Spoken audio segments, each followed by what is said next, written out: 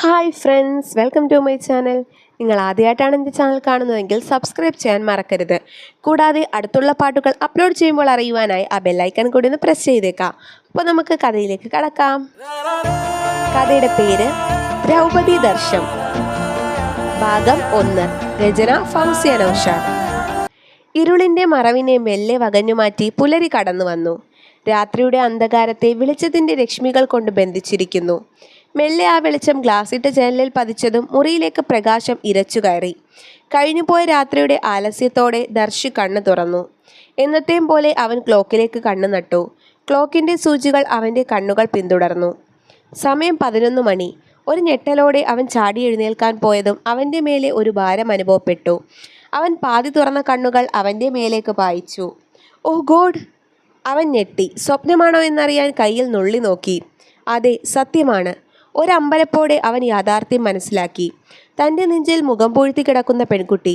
അവൾ ആരാണ്? അവളുടെ മുടിയിഴകൾ അപ്പാടെ പാറിക്കിടക്കുന്നു. അരവരെ മറഞ്ഞു കിടക്കുന്ന സമൃദ്ധമായ കുറുനിരകൾ. പെട്ടെന്ന് അവനത് തിരിച്ചറിഞ്ഞു. അതെ, താനും അവളും നഗ്നരാണ്. എൻ്റെ ദൈവമേ! അവൻ തലയിൽ കൈവച്ചു. കമിഴ്ന്നു കിടക്കുന്ന കൊണ്ട് തന്നെ അവൾ ആരാണെന്ന് അവന് മനസ്സിലായില്ല. ഒരു പെൺകുട്ടി തൻ്റെ മുറിയിൽ, ഇതെങ്ങനെ? കഴിഞ്ഞ രാത്രി നടന്ന സംഭവങ്ങൾ അവൻ ഓർത്തെടുക്കാൻ ഒരു ശ്രമം നടത്തിയതും ആ പെൺകുട്ടി അവൻ്റെ നെഞ്ചിൽ നിന്നും മെല്ലെ എണീറ്റ ഉടനെ അവൾ തൻ്റെ കണ്ണുകൾ തിരുമ്മി നോക്കി. ആദ്യം സ്വപ്നമാണെന്ന് കരുതിയെങ്കിലും അവൾ യാഥാർത്ഥ്യത്തിലേക്ക് തിരിച്ചെത്തി. അവൻ്റെ മുഖവും ഒപ്പം അർദ്ധനഗ്നയായി കിടക്കുന്ന തന്നെയും കണ്ടതും അവൾ ഞെട്ടലോടെ ബെഡ്ഷീറ്റ് വാരി ചുറ്റി എഴുന്നേറ്റു. നിറകണ്ണുകളോടെ അവൾ അവനെ നോക്കി. അവിടെ നടന്നതെന്താണെന്ന് അവൾക്ക് മനസ്സിലായി. എന്നാലും നിങ്ങൾ മനഃപൂർവ്വം എന്നോട് ഈ ചതി ചെയ്തു അല്ലേ? എന്നെ തോൽപ്പിക്കുമെന്ന് നിങ്ങൾ പറഞ്ഞിരുന്നെങ്കിലും ഇങ്ങനെ ഒരു ചതിയിലൂടെ ആയിരിക്കുമെന്ന് ഞാൻ അറിഞ്ഞില്ല. തനിക്ക് എങ്ങനെ തോന്നിയടോ? ഞാൻ പോലും അറിയാതെ, എൻ്റെ സമ്മതമില്ലാതെ താൻ...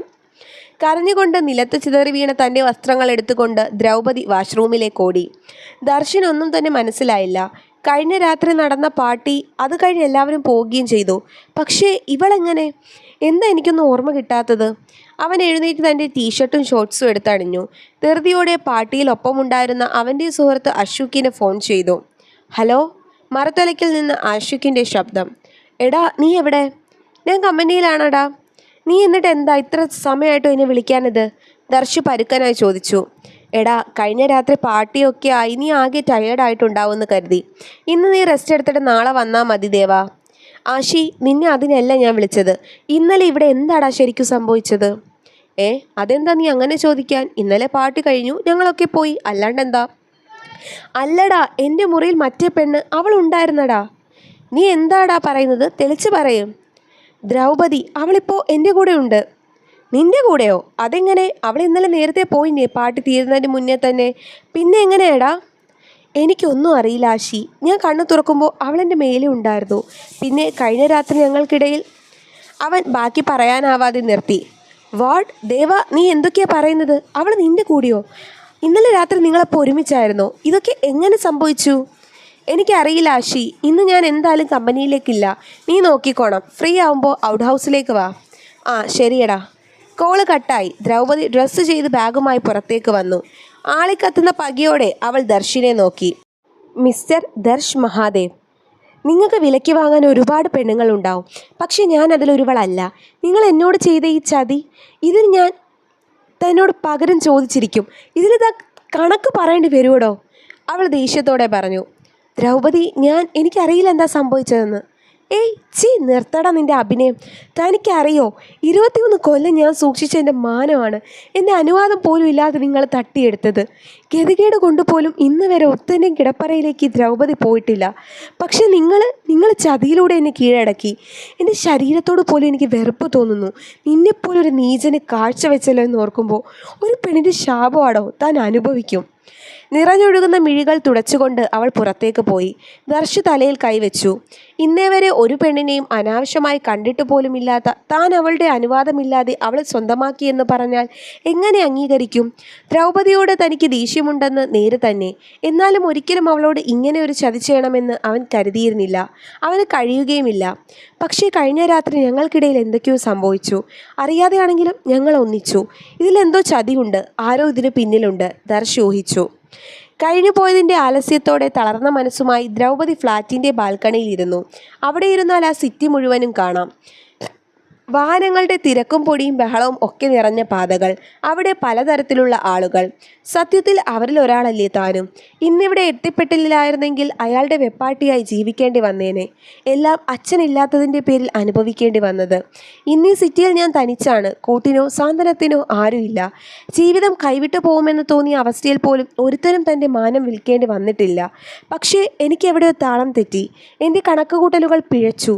ഇനി ശരീരത്തോട് തന്നെ വെറുപ്പാണ്. താൻ വെറുക്കുന്ന ഒരാളുടെ ഒപ്പം ഒരു രാത്രി ചിലവിടേണ്ടി വന്ന ഈ ശരീരം ഇപ്പോൾ അശുദ്ധമാണ്.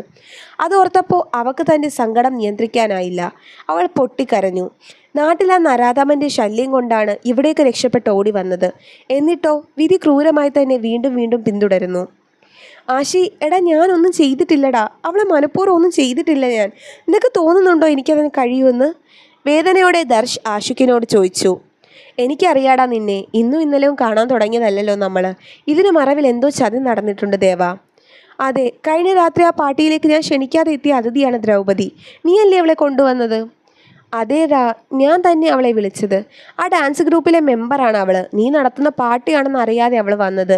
ഞാനും അവളോട് പറഞ്ഞിരുന്നില്ല, ആഷി പറഞ്ഞു. അതുകൊണ്ടാണ് പിന്നെ ഞാനും ഒന്നും പറയാതിരുന്നത്. പാർട്ടി കഴിഞ്ഞ് നിങ്ങളൊക്കെ പോയത് വരെ എൻ്റെ മനസ്സിലുള്ളൂ. ബാക്കിയൊന്നും എനിക്കറിയില്ല.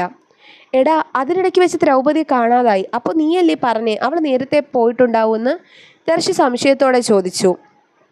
അതെ, നീ ഇവിടെ ഉണ്ടെന്ന് മനസ്സിലായതും അവൾക്കിവിടെ നിൽക്കാൻ താല്പര്യമില്ലായിരുന്നല്ലോ. ഡാൻസ് കഴിഞ്ഞ് അപ്പോഴേ അവൾ ഇറങ്ങിയെന്നാണ് ഞാൻ കണ്ടത്. ഷിറ്റ്, അങ്ങനെ പോൾ പിന്നെ എങ്ങനെയാടാ എൻ്റെ കൂടെ എൻ്റെ മുറിയിൽ?